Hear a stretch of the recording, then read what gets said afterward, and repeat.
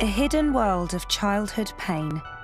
When we were playing hide and seek, he used to follow me to where I was hiding, and that's where it all started. A huge increase in reports of children sexually assaulting other children, even in the classroom. And I felt him come close to me, and we had skirts on, our school uniform, and he put his hand up my skirt. Tonight, they tell us what happened in their own words. I went to the loo to, check on my hair, and then he just came in behind me and locked the door. How some adults failed to protect them. They never really took it that seriously. They'd just kind of roll their eyes and be like, oh, what now? And how even reports of sexual violence by primary school children are increasing. She burst into tears. She said, I just want him to stop hurting me.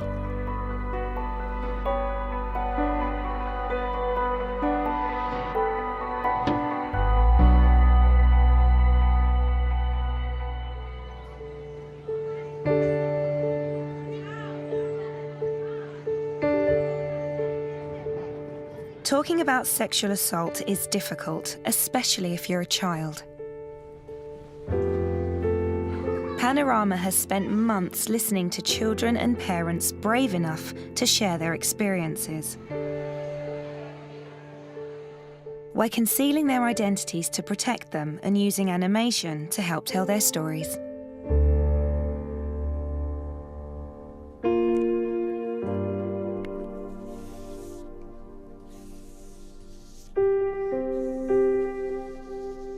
I was in the same classes as him, and outside of school we used to socialise a lot. Our families were very close. Danny grew up playing with the son of her parents' friends. We used to play very innocent games, like we used to play computer games or hide and seek. By the time they were 10, their relationship began to change. We'd still play the same games, but when we were playing hide and seek, he used to follow me to where I was hiding. While their parents were downstairs unaware, her friend would lock her in a room with him. When it started off with just kissing, I felt it was wrong because I saw him more as a brother. It made me feel so disgusting and uncomfortable in my body. Danny didn't tell anyone what was happening. She was ashamed and didn't want to ruin the relationship between her parents and their friends. He would first touch me when I was still clothed, and then he would go under the clothes until it progressed into him forcing me to do stuff to him.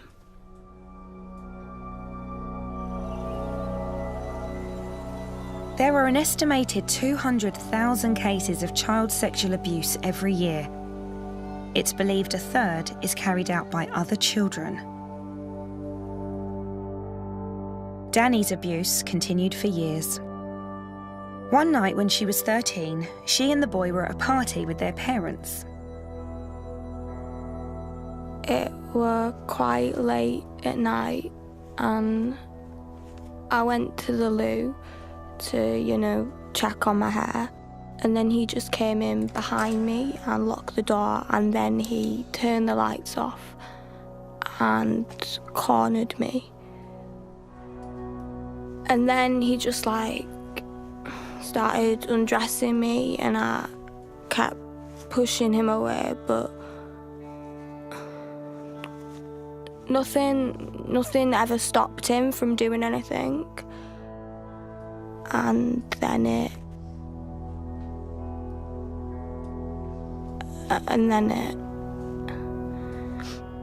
Danny was forced to perform oral sex.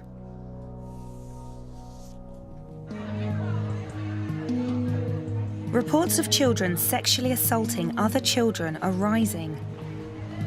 It is increasingly becoming a really significant problem and a significant challenge. We are seeing an increasing number of reports, We are seeing significant examples of harmful sexual behaviour and the lives of young people blighted and traumatically affected by sexual abuse. We asked all police forces in the UK for their figures on child-on-child sexual abuse. 38 across England and Wales responded. They reveal a dramatic increase in the last 4 years. Reports of sexual offences have risen from 4,603 in 2013 to 7,866 last year, an increase of 71%. Most of those abused are girls.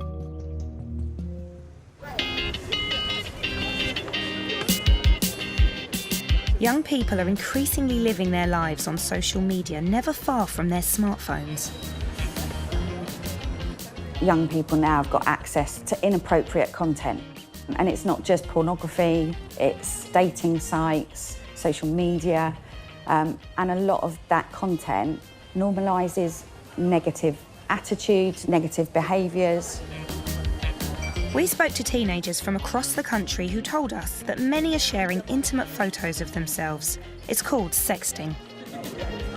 So sexting is happening, it's relevant, it's happening everywhere.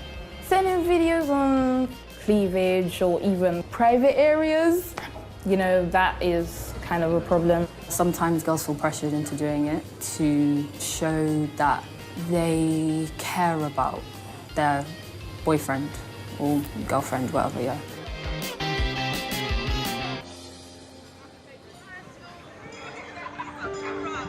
It's illegal to send or possess explicit images of an under 18-year-old. But teachers say it's become normal. Before somebody's actually said, I love you, or I really care about you, they've sent a naked picture. And I think that's where things now are very different to how they were in the past and most parents' childhoods. If you don't do what everybody else does, then there's something wrong with you. When Emily was 15, a boy in her year started messaging her. It'd just be general talk at the beginning, like, what are you doing, how are you, things like that. Then he wanted photos. He'd asked me to send sexual pictures for the exchange of his sexual pictures, but I'd say no, and I'd just almost laugh it off. But he wouldn't stop. He'd message me, telling me he's obsessed with me. I'd say things like, you're getting weird now, it's a bit stalkerish, and he'd be like, I know, I can't get you out of my head, and things like that. One day at school during an art lesson, Emily and the boy were at the back of the class. The teacher was busy at the front. The boy had a ruler, and he started poking me, prodding me a number of times in the vagina. And then in the end, I grabbed the ruler off him. I turned around and was talking to friends, and like I felt him come close to me. And we had skirts on, our school uniform, and he put his hand up my skirt and put his fingers up inside me.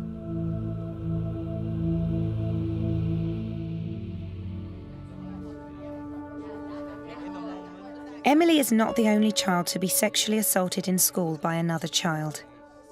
Over the last 4 years, there have been 2,625 reports of sexual offences by children on school premises. 225 of these were rapes.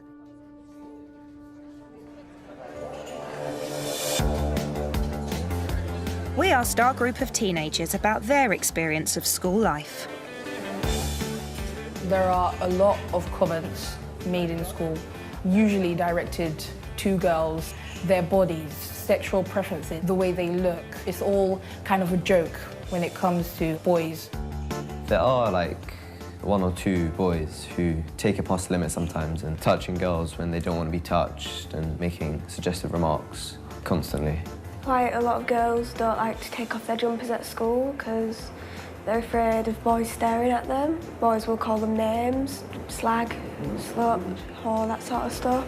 you've just got to deal with it because it's stuff that happens like on a daily basis. It tends to be put on that girls, it's their fault. Well, you can't take a joke, can you? Oh, it's just boys being boys. Name calling, it's just like slapping bums. That's not really problematic, is it? It's very difficult for young women to respond to that.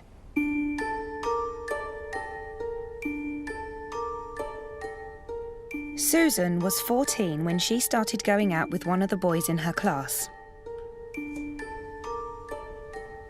I'd always kind of known him and we were best friends, and then we started dating. While they were together, they had a sexual relationship, but she broke up with him and he started harassing her in school. So we'd just be in a lesson and he'd either be sat too close to me, hands on me kind of thing, and they could see I was a little bit like, because I've always been I like my own space. They'd ask him to move or he'd be asked to leave the classroom, but nothing actually happened. Susan says she went to her teachers about him so regularly, they eventually gave up trying to help.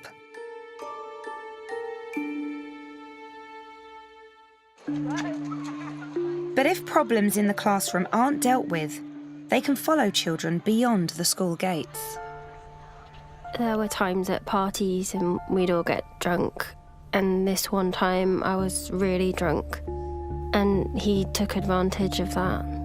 Susan was at a party when she ran into her ex. She was 15. He walks past me and he's trying to touch me down below, and I'm just like, what? I'm like, what's going on?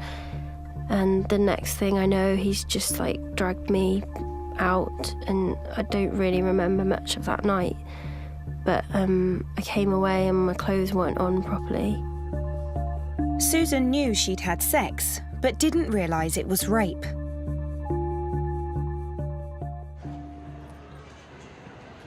Many children don't understand consent.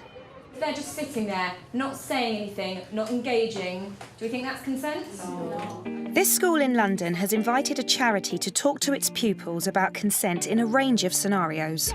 Absolutely. Anyone else? Yeah? If someone's consented, they're going to give a straight response. What do you mean by straight? As in, they're not going to be like, oh, I'm not sure. They're not going to be timid. They've delivered over 100 classes in the last 2 years. You can always turn things around and say, if the girl was like all right in the head, why did she go with that boy if she didn't feel comfortable? Charity director Kate Parker says teachers and pupils want their help. What has really surprised me has been the reaction from schools and from parents, and indeed from some students who get in contact with me, saying, you know, we really want to urgently discuss all of this stuff. Right, the boy is her boyfriend. Does that change things in any way? Okay, yeah, okay, interesting. Who said yep over here? Why does that change things? Because, like, it depends whether he already have her consent from before. A common view, also held by some adults. Discussing consent and teenage relationships is not part of the curriculum, so schools can decide whether or not to include it. So do they? There's very little work in schools around sexual consent. Young people just don't understand what it actually means. The influences now tend to be around online pornography, how that portrays what sex is about, how to do sex, and often sexual consent is really missing in that. Susan says she was never taught about consent, and it wasn't until she described the night of the party to her teacher that she realised the boy had raped her. It didn't really hit me that that's what it was until I told the teacher. So I didn't think I was telling her anything crazy. I just thought it was a bit wrong. She says her teacher didn't do much to help. She just offered me advice on how I can stay away from him. There was no talk about the police or telling his parents or taking it further. It was only really, oh, block him or stay away from him in lesson. What should a teacher do when a child accuses another child of sexual assault? All schools must follow government guidance called Keeping Children Safe in Education. It tells teachers that if a child alleges sexual assault by an adult, they should report it to the local authority. But when a child is accused of sexual assault, schools are advised to follow their own child protection procedures. I think in the research I know that's been undertaken that many schools do not report sexual violence to outside agencies. Schools are not responding in a consistent way. Teachers say government guidance needs to be clearer. School leaders and schools want to get it right, but they're not always getting the help and support they need. There needs to be some more clarity in terms of the specific procedures that schools must take. The Department for Education told Panorama sexual assault is a crime and any allegation should be reported to the police. Susan, now 16, was looking forward to the end of term. It was a year since she'd been attacked at the party. We were finishing school, so I was really happy. We had all the summer and we had loads of plans. But her ex-boyfriend started hassling her at school. He followed her home and persuaded her to let him in. He kept trying to lift my jumper up and touch my boobs, and I'd take his hands away and I said, "Please, I just want you to leave. I'm sorry, I don't want to annoy you, but I just feel so awkward." He took my trousers off.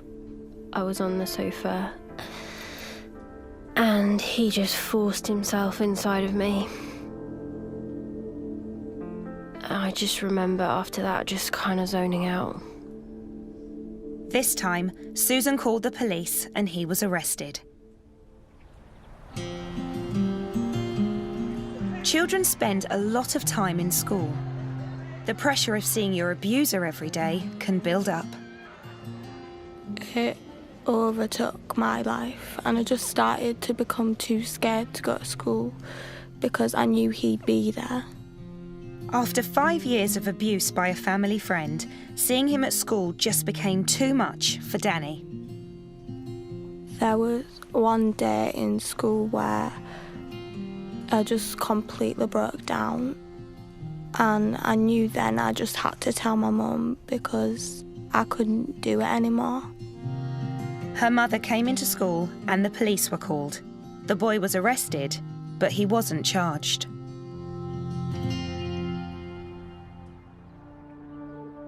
Panorama has discovered that over the last 4 years, 74% of reported child-on-child sexual offences resulted in no further action. 48 boys were given a caution for rape. You're dealing with people who will be reluctant. You're dealing with cases whereby there's been a relationship in the past. And it's very much a case of the Crown Prosecution Service deciding to charge, invariably on the word of one person against another. Since both children have a right to education, this leaves schools in a difficult position. Danny says the school told her there were no grounds to expel her abuser, but promised to keep them apart. But she says that didn't happen. After he was arrested, that's when he started following me around school, and he would turn up like where my lessons were just to make me feel uncomfortable. I felt unsafe everywhere. She and her parents complained to the head teacher. They tried to get around it by saying you don't have much longer left in school. She found it impossible to concentrate. I had to take a GCSE exam in the same room as him, and it were really weird because I obviously knew that he was in that room and I started smelling him, and as soon as I smelt him, everything came back and I'd relive everything and I couldn't focus on the exam. And the thing is, I need that exam to get me out of that school and to get me away from him. And there's a further hurdle children face when they report another child: bullying. After Emily was assaulted in her art class, other children found out the boy had been reported to the police. I got this greeting off about 10 to 15 pupils all swearing and shouting at me, like, you're a grass, you're a this, you're a that. I got some comments like, he should have raped you. It was overwhelming. And she couldn't leave the abuse at school either. It followed her home. And I got so many, comments. I was tagged in photos. I was called a liar. Things were put up about me. People that I didn't even know would join in. When the boy returned to school, the bullying got worse, and she says her teachers didn't help.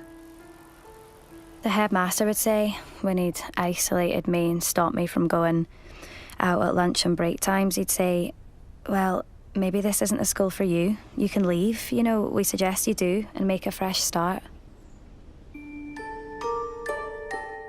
Susan, who says she was raped twice by her ex-boyfriend, was also bullied. He'd gone round to this party and told everyone I was a liar, and I tried to get him done for rape. It was horrible messages, that I was scum, that I should die. We'd be on the bus and they'd throw things at me or shout things, make comments. It's not even always him, it's his friends. She says it affected her mental health, and she had to build a whole new life. I had actually thought about suicide, and I had self-harmed. I didn't think that there was a way out. I started to make different friends that were older and wouldn't hang around with anyone that I would be socialising in my year with previously.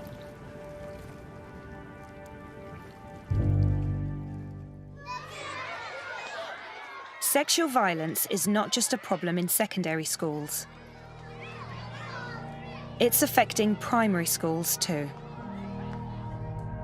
James and Anna's daughter, Bella, was 6. Our daughter had lots of hobbies. So bright, so gregarious. She was always the one that if someone fell over, she'd be the first one running to them to help them. She just wanted to do things with people, always wanting to be around people, engaging with people. But she became withdrawn. Her parents didn't think much of it at first, but her mother became suspicious one morning when Bella said she needed a meeting in her bedroom with a boy in her class. I turned and I looked at her, and her face was just white. And I said, why do you need a meeting in your bedroom? Have you fallen out? And she shook her head, and her little chin was wobbling. And I said, has something happened, sweetheart? And she burst into tears. She just dissolved in front of me. She said, I just want him to stop hurting me. And then she said, I want them to stop hurting me. Bella told her mother that 2 boys had been assaulting her in the school playground for the last 6 weeks. Bella was subjected to daily digital rape, which means they would use their fingers to rape her anally and vaginally, repeatedly. And she couldn't sit down because they'd hurt her so badly the day before. It hurt too much to sit down, and that's why she was standing up eating her breakfast. Bella's case isn't unique. It's a growing problem. In the last 4 years, the number of sexual offences by children aged 10 and under reported to the police has more than doubled. In 2013, there were 204 sexual offences. Last year, there were 456. It's not uncommon to have to deal with allegations of serious sexual assaults, inappropriate touching, sexual abuse by very young children. But of course, under 10 you can't commit a crime, so that then presents a challenge to itself. The police told Bella's parents the boys were under the age of criminal responsibility and couldn't be charged. They say they had to fight to get the police to make a record of the incident and that no one would help them. You'd expect the police were involved, social services should be involved. From an education perspective, what other agencies get told? We were flying blind. They say they were told off the record by social services, the police and children's charities that if they wanted to protect their daughter, they should move. But they couldn't. We retreated into our home. Our home became our safe place. We'd keep the curtains drawn during the day where these boys could cycle round in front of our house. We'd spend most of our time at the back of the house, curled up on the sofa, reading.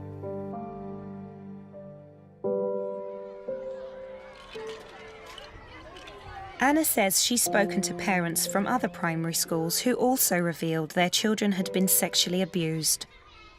We have all of these unheard victims of children who have been abused by children under 10. And they're unheard because there's no register, because there's no crime. Anna and James are taking legal action because they believe the authorities failed in their duty of care. Panorama has spoken to parents of other children in primary and secondary schools who are also taking legal action. We are dealing unequivocally with the tip of the iceberg. We know that only 1 in 8 reports are actually coming through to the police. So 1 victim in every 8 is having the confidence and the courage to come forward. The girls and parents we've spoken to were brave enough to report the sexual assaults, but they feel they were failed by the authorities and let down by their friends. Danny finished her exams and has now left school. Some days I actually look back and I think to myself, how did you get through that? I think I finally also realised my strengths. Emily moved school and had to retake a whole year. It's not what actually happens that has the worst effect on you, it's what comes after it. It's the being disbelieved, it's the people failing you. Susan remains in college with her abuser. I had actually thought, if it's happened to me, who else has that happened to? All the people Panorama has spoken to say that if children are to report sexual assault, the authorities must protect them when they do. I couldn't actually believe that we're in the 21st century in Great Britain and we are allowing sexual abuse to continue and for victims to go unsupported.